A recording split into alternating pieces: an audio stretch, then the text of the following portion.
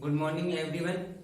हमने 3 क्लास साधारण ब्याज की पढ़ ली थी। आज जो चौथी क्लास है वो बहुत ही वेरी इंपॉर्टेंट क्लास है।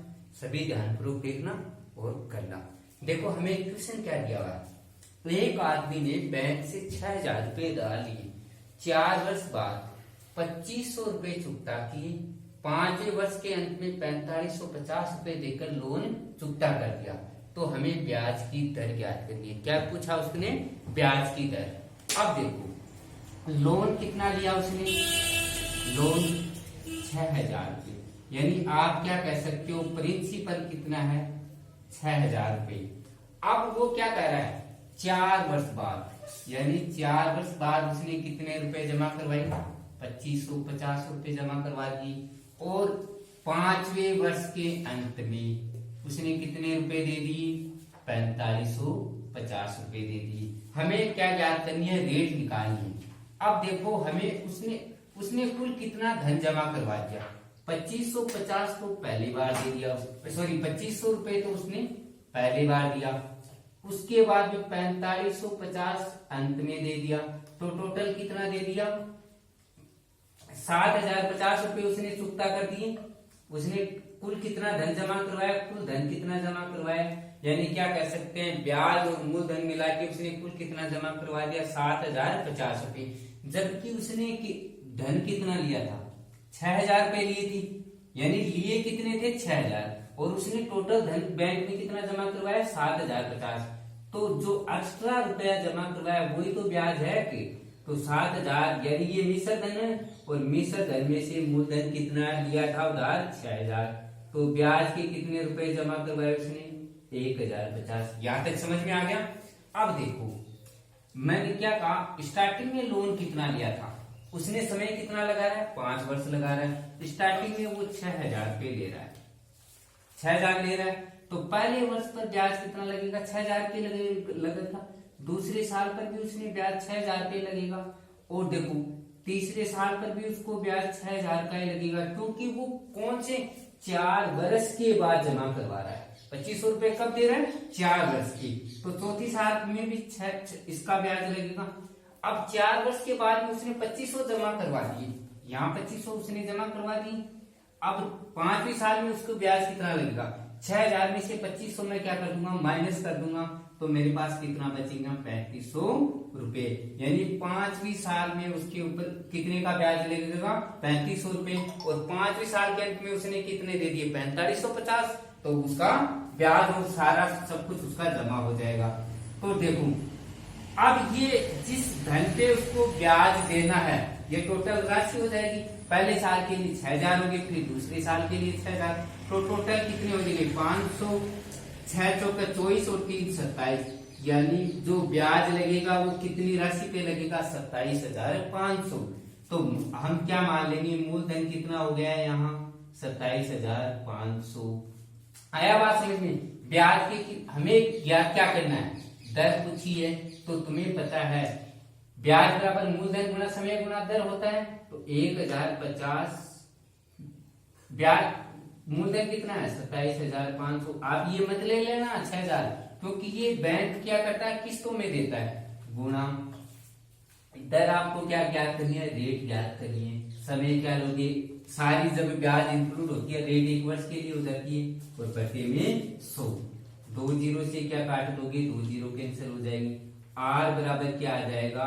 1,050 बटे 275। अब काटोगे तो मैं किससे? 25 से डायरेक्ट काट ले सकता हूँ। 25 से काटोगे तो नीचे 11 आ जाएंगे, ऊपर काटोगे 25 का 100 हो जाएगा। फिर 25 दूनी 50, 42 बटे 11%। और इसको मिश्र में ले लोगे तो 11 की 33 और 9 बटे 11%। आया समझ में? बहुत ही वेरी इंपोर्टेंट है, कई एग्जामों में पूछा हुआ क्वेश्चन है। अब देखो दूसरा क्वेश्चन क्या कह रहा है। एक आदमी ने 2 बराबर धन 8% और 7% साधारण ब्याज की दर से उधार दिए। पहले वाले धन और दूसरे से 6 महीने पहले चुकता कर दिया, यानी जो पहला धन है ना वो 6 महीने पहले दे दिया। तो और उसे प्रत्येक से 2,560 रुपए प्राप्त हुए। तो धन ज्ञात कीजिए।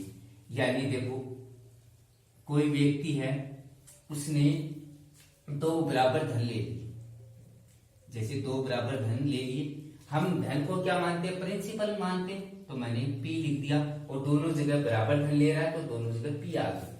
पहला धन पर 8% रेट दे रहा है, दूसरे परसेंट पे वो 7% साधारण ब्याज की दर दे रहा है, लेकिन उसने एक कंडीशन दे दी कि जो पहले वाला धन चुकता करता है ना, वो दूसरे वाले धन से 6 महीने पहले चुकता करता है। तो आप मान लो यहाँ समय टी पे, मान लो हमें समय नहीं दिया, तो मैंने सोचा कि समय क्या होता है, टी होता है, तो टी समय में वो धन चुकता करता है, तो यहाँ पे टी माइनस का 1/2 आएगा, अब नहीं आएगा। मैं टी माइनस का 1/2 क्यों लिख रहा हूँ, क्योंकि 6 महीने पहले चुकता करता है, और 6 महीने को मैंने क्या कहा था स्टार्टिंग में क्लास में, क्या कहा था, जहां महीने दिए हुए हूँ उनको क्या कर लेना चाहिए, वर्ष में चेंज कर लेना चाहिए, और वर्ष में चेंज करोगे तो 6 से कट जाएगा, तो 1/2 आ जाएगा, 1/2 वर्ष आ जाएगा, और वो मान ले दूसरा धन टी समय में दे रहा है, तो पहले वाला धन टी माइनस 1/2 हो जाएगा 6 महीने पहले। अब देखो क्या कह रहा है, अब उसने ये कहा, हमें आगे क्या कंडीशन दी, उसे प्रत्येक से 2560 रुपए प्राप्त होते हैं। ये साधारण ब्याज के प्राप्त नहीं होते, ये किस चीज के प्राप्त होते हैं, मिश्र धन के। और तुम्हें पता है मिश्र धन बराबर क्या होता है, मूलधन प्लस ब्याज होता है। मैं लिख रहा हूँ प्रिंसिपल और एसआई दोनों, यानी मूलधन प्लस ब्याज हो गया। अब देखो आपको क्या ज्ञात करना है, मैंने क्या किया, कंडीशन ये मान के चलो आप, कौन सी, कि दोनों से बराबर धन मिल रहा है, तो यहां मैं क्या कर दूं, प्रिंसिपल प्लस और पहले साल का ब्याज, ब्याज पी गुना 8/T माइनस का 1/2, और बट्टे में क्या करते हैं अपन 100, इधर दूसरा लिख लो पी प्लस का दूसरे साल का क्या ब्याज हो रहा है 7 गुना T/100, आई बात समझ में, और इंटू पी कर दो। अब देखो एक बात, यहाँ दोनों बार उसे क्या होता है, बराबर धन प्राप्त हो रहा है, पी प्लस यहाँ है, पी प्लस यहाँ है, यहाँ में भी ये संख्या प्लस में, तो ये कट जाएगी, इधर आ जाएगी। हमारे पास क्या होगा, पी गुना 8 और टी माइनस का 1/2/100 हो गया, और इधर भी पी गुना 7 गुना T/100 हो गया। 100 से 100 काट दो, पी से पी गुना में इधर कट जाएगा, इधर बच गया 8T माइनस के 4। मैंने डायरेक्ट सॉल्व कर दिया, इसको कोष्टक में अंदर ले लो, ये 1 और इधर बच जाएगा 7T। अब T की वैल्यू निकालनी है मेरे को, 7T बराबर 4 और T बराबर क्या आ गया 4 वर्ष। यानी वो कितने समय तक उस धन को दिया, 4 साल के तक। कितने साल तक उस धन को दिया, 4 साल तक। हमें पूछा क्या गया है, यहाँ पे धन पूछा गया, तो धन ज्ञात करना मतलब हमें क्या ज्ञात करना, प्रिंसिपल। अब किसी में भी आप इसको वैल्यू को रख दो। अब क्या करोगे आप, जैसे मैंने क्या किया, समय क्या दे दिया 4 साल, अब मुझे ज्ञात करना है धन, तो मैं क्या कर रहा हूं, दूसरे वाले समय के लिए ले रहा हूं, यहां P और P इंटू आर तो दे ही रखा है 7% और गुना T और बट्टे 100। ये आपको क्या दे दिया है, 2560 दे दिया है कि नहीं दे दिया, ये मिश्र धन दिया हुआ है कि नहीं दिया हुआ। P की वैल्यू हमें ज्ञात करनी है, P इंटू 7, और T का मान हमने कितना ज्ञात किया 4 वर्ष, तो ये 4 रख दो, बट्टे में 100 लगा दो, और 2560 रुपए। अब देखो 7 चौक 28 हो गए, इसको डायरेक्ट सोल्व कर लेता हूँ, 28 P लिख सकता हूँ, बट्टे में 100 कर दो, बराबर 2560 रुपए। मैं क्या करूंगा, अब एलसीएम लेते हैं हम, 100 इधर हो गए, तो 100P प्लस का 28P बराबर 200, 2560। अब मुझे क्या करना है, 100 में 28 जोड़ोगे तो कितने हो जाते हैं, 128P हो गए, नहीं हो गई, बट्टे में 100 बराबर 2560 रुपए। अब काट दो, P बराबर क्या होगी 2560 गुना 100 और बट्टे में 128। अब काटो, देखो 128 को 2 बार करते हैं तो यहाँ 2 आ गए, 0 20 और गुना 100 करोगे तो कितना आ जाएगा 2000 रुपए। तो वो धन जो उसने उधार दिया है वो कितना दिया हुआ है 2000 रुपए। आया समझ में। पहले दोनों को मिश्र धन को बराबर करना पड़ेगा, और फिर हम पहले, क्योंकि यहाँ 2 चीजें फाइंड आउट करनी पड़ेगी, एक तो धन ज्ञात करना पड़ेगा, एक हमें समय नहीं दिया है, तो सबसे पहले अपन समय की वैल्यू निकालेंगे, उसके बाद में धन की वैल्यू अपने आप आ जाएगी। आया समझ में। अब देखो ये क्वेश्चन कई एग्जामों में पूछा जाता है, नॉर्मली राजस्थान पटवार और राजस्थान पुलिस के लिए तो वेरी इंपॉर्टेंट क्वेश्चन होता है ये।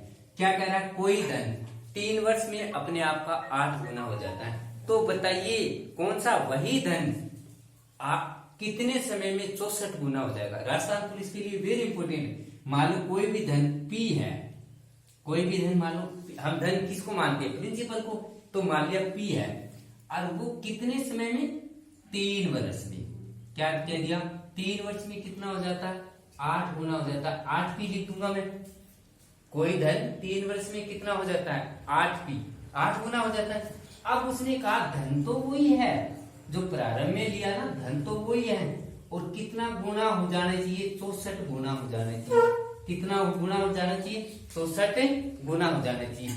तो हमें क्या ज्ञात करना, अब वो टाइम निकालना है। क्या ज्ञात करना है, टाइम निकालना है। अब देखो कैसे ज्ञात करोगे, कोई धन कितना गुना हो गया, 8P हो गया, यानी जब गुना होके ब्याज उठ जाता तो मिश्र धन हो जाता है। यहाँ क्या हो गया, मिश्र धन। ये क्या हो जाता है, मिश्र धन बोलेंगे इसको, इसको भी मिश्र धन बोलेंगे। अब देखो अगर मिश्र धन 8P है और धन P है, तो आपके पास आप क्या दे दोगे, ब्याज निकाल लोगे, निकाल लोगे। मिश्र धन में से मूलधन घटा दो, ब्याज आ जाएगा। कितना आ जाएगा, 7P आ जाएगा। आया कि नहीं आया। और यहाँ देखो मिश्र धन कितना है, 64P है।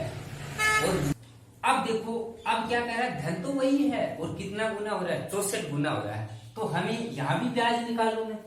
ब्याज कितना आना चाहिए, 64 मिश्र धन है, उसमें मूलधन P है, तो 64 में से P में से P घटाओगे तो क्या आएगा, 63P आएगा कि नहीं आएगा।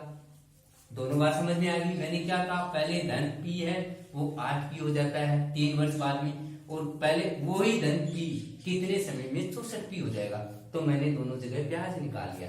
अब तुम्हें पता है, देखो 60P, जो 7P है, 7P ब्याज कह दो इसको, या 7 रुपए कह दो इसको, 7 रुपए भी कह सकते हो। 7 ब्याज में लेते हो ना, 7 रुपए बोलो। 7 रुपए ब्याज के कितने वर्ष में होते हैं, 7 रुपए ब्याज कितने वर्ष में कितने वर्ष में होते हैं, वर्ष में होते हैं। दिया हुआ है आपको, कितने साल में हो जाते हैं, 3 वर्ष में। 7 रुपए ब्याज के कितने साल में बढ़ते हैं, 3 वर्ष बाद में। आपको कितने रुपए ब्याज के बढ़ाने हैं, 63 रुपए बढ़ाने नहीं बढ़ाने, तो मैं किससे गुणा करूं कि ये 63 आ जाए, गुणा ही तो हो रहा है। तो मैं 9 से गुणा करूं तो 63 रुपए होगी, नहीं होगी। 63 रुपए ब्याज की कितनी, जब मैं यहाँ 9 से गुणा कर रहा हूं तो इधर वर्ष को भी 9 से गुणा करना पड़ेगा। भाई जो इधर गुणा करेंगे वो उधर भी तो दोनों तरफ ही गुणा करने पड़ेगा, क्योंकि कितना गुना हो रहा है ये चीज तो पूछ रहा है। तो 7 रुपए ब्याज के कितने वर्ष में हो रहे हैं, 3 वर्ष में। तो 63 गुना ब्याज के कितने वर्ष में हो जाएंगे, ज्यादा में, तो कितना समय लगेगा, 27 वर्ष। तो 27 वर्ष बाद में कितना गुना हो जाएगा, वो धन 64 गुना। जो धन P दिया है, कुछ भी दिया हो, चाहे आपको 1 रुपया दिया हो, वो कितने 27 साल बाद में कितना गुना हो जाएगा, 64 गुना। आया बात समझ में। एक और क्वेश्चन करते हैं। अब देखो दूसरा क्वेश्चन, वैसा ही क्वेश्चन है जो पहले, इसको अच्छी तरह समझोगे तो वो भी समझ में आ जाएगा।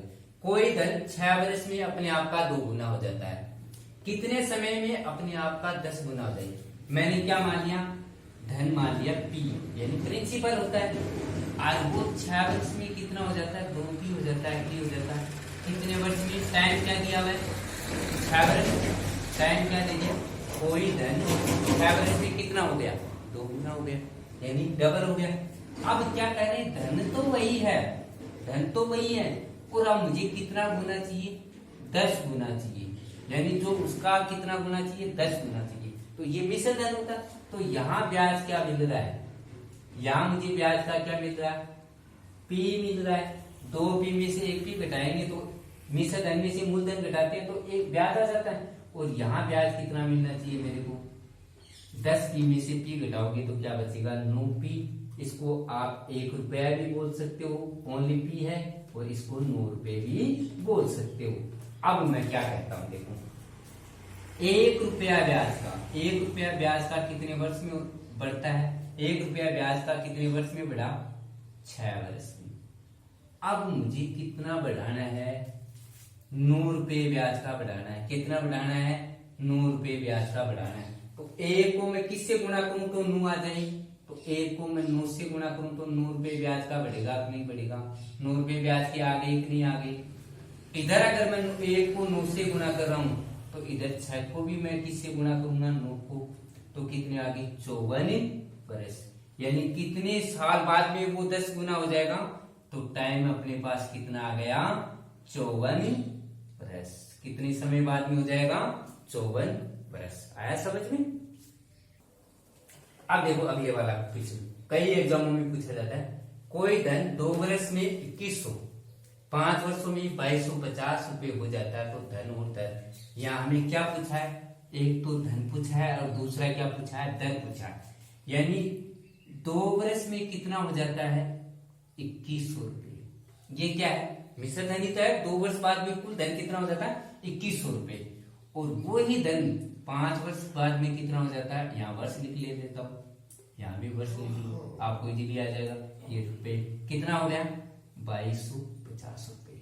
अब देखो एक चीज समझने लायक है, 2 वर्ष में कितना हो रहा है 2100 रुपये हो रहा है, और 5 वर्षों में कितना हो रहा है 2250 रुपये हो रहा है। आई बात समझ में। लेकिन तुम्हें एक चीज, दोनों जगह एक चीज सोचने लायक है, जो प्रिंसिपल है वो तो दोनों जगह सेम ही तो है कि, यानी जहां धन कुछ भी रुपए दिए होंगे उधार, उसने मूलधन तो यहाँ भी वही रहेगा, यहाँ भी वही रहेगा, सिर्फ बढ़ेगा क्या, ब्याज बढ़ेगा।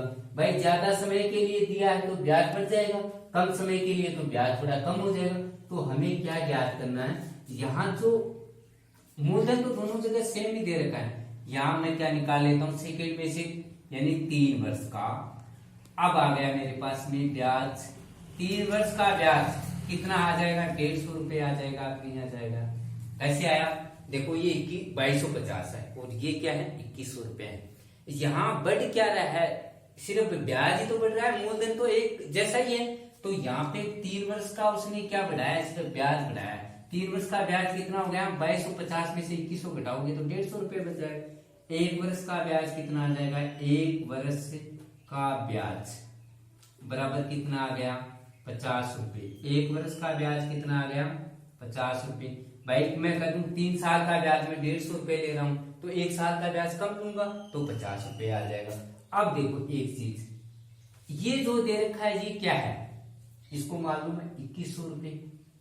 ये क्या है मेरे पास, प्रिंसिपल प्लस ऐसा, ये मिश्र धनिक है। 2 वर्ष बाद में कितना हो जाता है 2100 रुपये, यानी मूलधन और ब्याज जुड़ के कितने हो रहे हैं 2100 रुपये। यहां मैं प्रिंसिपल लिख लेता हूं और यहां मैं क्या लिख लेता हूं, ब्याज लिख लेता हूं। अब कितने साल बाद में, 2 साल बाद में, 1 साल का आपको पास ब्याज कितना आ रहा है 50 रुपये। 1 साल का ब्याज 50 रुपये आ रहा है, और 2 साल बाद में हो रहा है, समय कितना ले रहा है 2 साल। तो 1 साल का ब्याज 50 रुपये है, तो 2 साल का ब्याज कितना हो जाएगा 100 रुपये हो जाएगा। ये 100 रुपये में ब्याज की लेती है। अब मिश्र धन की 100 रुपये है और ब्याज के 100 रुपये हैं, तो तुम्हें पता है मूलधन कितना आ जाएगा, मूलधन कितना आ जाएगा 2000 रुपये आ जाएगा, नहीं आ जाएगा। मिश्र धन में से ब्याज घटा दो तो क्या बचता है मूलधन। अब आपको पास देखो मूलधन पता रह गया ना, अब हमें क्या ज्ञात करनी है, दर ज्ञात करनी है। तो देखो दर कैसे निकालेंगे, इसी में आगे करते हैं। दर बराबर मैंने क्या कहा, या तो आप मूलधन गुणा समय गुणा दर बटे 100 वाला लगा दो, या दर बराबर 100 गुणा ब्याज। ब्याज के कितने रुपए दे रहा वो 100 रुपए। आई बात समझ में। बटे दर बराबर क्या होता है 100 गुणा ब्याज और मूलधन गुणा समय। मूलधन कितना है 2000 रुपये। दूसरी बात समय कितना लिया उसने 2 वर्ष, ये 2 वर्ष लिख दो, काट दो 1 2 3, 1 2 3 कट जाएगी, इससे काटोगे तो 5 दूनी 10, यानी दर कितनी आएगी 5/2 प्रतिशत लिख दो, या क्या कर दोगे 2.5%, और मूलधन यहाँ से निकाल लिया, कितना आया है 2000 रुपये। तो दोनों चीज निकल गई ना इस क्वेश्चन में, धन भी निकाल लिया और दर भी निकाल लिया। अब देखो सेम एक और क्वेश्चन करवा देता हूं जिसे आप बोलोगे कोई धन, सेम क्वेश्चन है, कोई धन 5 वर्षों में, 5 वर्ष बाद में कितना हो जाता है 5 वर्ष बाद, यानी वो मिश्र धन कितना हो जाता है 10,000 रुपये। ठीक है, तो 7 वर्ष और 7 वर्ष बाद वही धन कितना हो जाता है 10,800 रुपये। मैंने बात भी बताई थी, यहाँ सिर्फ क्या बढ़ रहा है 5 साल बाद में 10,000 रुपये हो रहा है, 7 साल में 10,800 हो रहा है। तो यहाँ 2 साल में क्या बढ़ रहा है, 2 वर्ष बाद में उसने क्या बढ़ाया है, 2 वर्ष बाद में क्या बढ़ाया, सिर्फ ब्याज ही तो बढ़ाया, मूलधन तो रुका हुआ है। और 2 वर्ष बाद में ब्याज के कितने बढ़े 800 रुपये। तो 1 वर्ष का ब्याज कितना आ जाएगा आपके पास, 1 वर्ष का ब्याज कितना आ जाएगा, 2 साल का ब्याज 800 रुपये है, तो 1 वर्ष का ब्याज कितना आ जाएगा 400 रुपये आ जाएगा, नहीं आ जाएगा। अब देखो जिसमें वैल्यू रखना चाहिए धन, जैसे आप 10,000 रुपये वाला ले लो, ये 10,000 रुपये क्या है मिश्र धन। हमें यहाँ क्या ज्ञात करनी है, मूलधन और दर ज्ञात करनी है। तो पहले मूलधन निकाल लो। मूलधन देखो कितने साल बाद में, 5 वर्षों में कितना हो रहा है 10,000 रुपये हो रहा है, 5 साल बाद में वो धन कितना हो रहा है 10,000 रुपये हो रहा है। और 1 साल का ब्याज आपके पास कितना आया है 400 रुपये आया है। तो 5 वर्ष बाद में उसका ब्याज कितना होगा, 5 वर्ष बाद में अगर कोई कह दे 1 साल का ब्याज है वो 400 रुपये है, तो 5 साल का ब्याज कितना हो जाएगा 2,000 रुपये हो जाएगा, नहीं हो जाएगा भाई। 1 साल में मैं तुम्हें 400 रुपये दूं, तो 5 साल बाद में 2,000 रुपये दूंगा, नहीं दूंगा। अब ये क्या आ गया, ये ब्याज आ गया, ये आपके पास क्या आ गया ब्याज आ गया। और ये दिया हुआ ये क्या चीज आपके पास मिश्र धन है। जो 10,000 रुपये दे रखे हैं वो किस चीज के हैं मिश्र धन के, और ये किस चीज के हैं ब्याज के। तो आपके पास मूलधन आ जाएगा, नहीं आ जाएगा। तो मूलधन कितना 10,000 में से 2,000 घटाओगे तो कितने बचेंगे 8,000 रुपये। तो आपके पास जो धन था, जो धन उधार दिया या उधार लिया वो कितने हो गए 8,000 रुपये हो गए, कि नहीं हो गए। इससे ये समझ में आया। अब मुझे क्या ज्ञात करनी है, दर ज्ञात करनी है, दर ज्ञात करनी है। आप इसको आधार मान के चल लो, चाहे 10,000 को मान के चलो, जो आपकी इच्छा है। मैंने इससे मूलधन निकाला है और यहाँ ब्याज भी पता है, तो दर बराबर क्या होती है 100 गुणा क्या होता है ब्याज। ब्याज के कितने दे रहा है 2,000, ठीक है। मूलधन कितना है बटे मूलधन और गुणा समय कितने दे, वर्ष दिया है 5 साल। आगे बात समझ में, 1 2 3 जीरो से 3 जीरो कैंसिल हो जाएंगे। नीचे यहाँ कितने बचे हुए हैं 100 बचे हुए हैं, यहाँ बचा हुआ 5, 100 से काटोगे तो कितनी बार करता है 20 बार। ये कितने हैं 8, ये कितने हैं 2, काटोगे तो 4 बच गए, और इसको काटोगे 20 को तो क्या बच जाएगा 5। तो जो दर है वो कितनी प्रतिशत आ जाएगी 5। तो आप क्या ज्ञात कर ली, दर कितनी कर ली 5%, और मूलधन पहले निकाल सके वो कितना दिया हुआ है 8,000 रुपये। आया कुछ समझ में। अब की बार उसने क्या दे दिया, क्वेश्चन देखो, कोई धन 5% की दर से 350 रुपये हो जाता है और 3% की दर से 250 रुपये हो जाता है। तो हमें क्या ज्ञात करना है, एक तो धन निकालना है और दूसरा यानी धन निकालना है, और दूसरा क्या निकालनी है समय निकालना है। कितने समय क्या निकालना है, एक तो धन निकालना है और दूसरा क्या निकालना है समय निकालना है। अब देखो कोई धन 5% की दर से कितना हो रहा है 350 रुपये।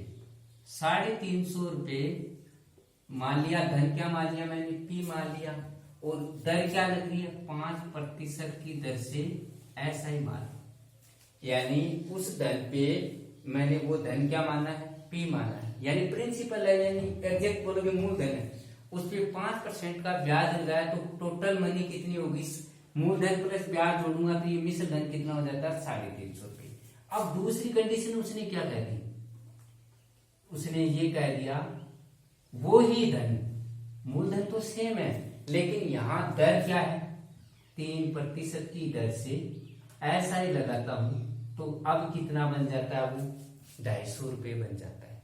आई बात समझ में। अब यहाँ एक चीज ये देखो, धन तो दोनों जगह सेम है कि नहीं है, यहाँ भी वही धन है और यहाँ भी वही धन है, लेकिन दूसरी जगह देखो समय भी सेम ही रहेगा, लेकिन यहाँ क्या कर रहा है, यहाँ क्या कर रहा है, यहाँ दर वो 5% पर ले रहा है और उस दर पे यहाँ ब्याज कितने पे ले रहा है 3% पे ले रहा है।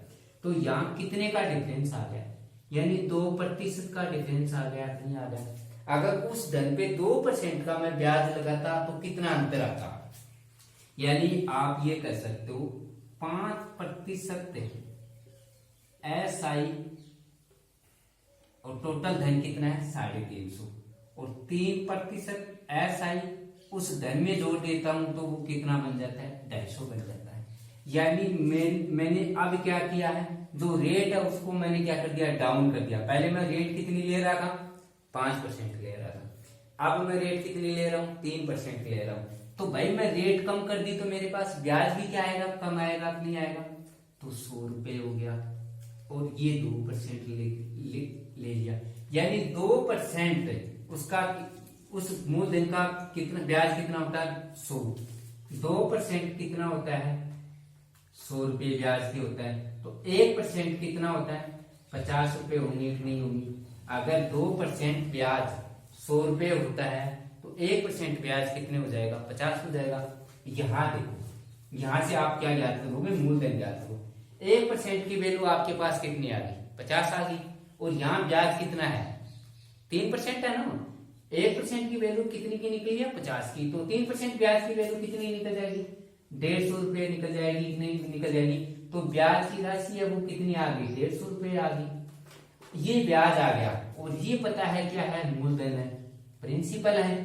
तो मूलधन अगर मैं मिश्र धन में से मूलधन घटा दूं तो ये क्या आ जाएगा, ये मूलधन आ गया। मिश्र धन में से मैं ब्याज घटा दूं तो ये मूलधन आ गया कि नहीं आ गया। अब देखो हमें आपके पास मूलधन की वैल्यू आ गई, मूलधन कितना ज्ञात हो गया 100 रुपये और ब्याज आपके पास कितना आ गया 3% के हिसाब से 150 रुपये। अब मुझे क्या ज्ञात करना, समय ज्ञात करना। तो समय बराबर क्या होता है 100 गुना ब्याज, ब्याज की कितनी ले रहा हूं मैं 150 बट्टे मूलधन होता है और मूलधन मेरे पास कितना है 100 और गुना दर कितनी है 3%, गुना 3% कर दो और परसेंट ऊपर वाला ये हो गया 3 कर दो। एक से ये 100 है, 100 से 100 कट गई, इसको काटोगे तो क्या आ जाएगा 50। तो समय बराबर क्या आ जाएगा 50 वर्ष। कितना वर्ष आ जाएगा 50 वर्ष। यानी क्या कहने का मतलब ये होता है, कोई भी धन 3% की दर से 50 साल बाद में कितना हो जाएगा 250 हो जाएगा। धन्यवाद। आगे के लास्ट कुछ क्वेश्चन बचे हुए हैं जो अपनी अगली क्लास में करेंगे। लाइक और शेयर करें, कमेंट करें। आप मुझे ये बताएं कि कुछ टॉपिक और कौन कौन सी चाहिए वो बता दें।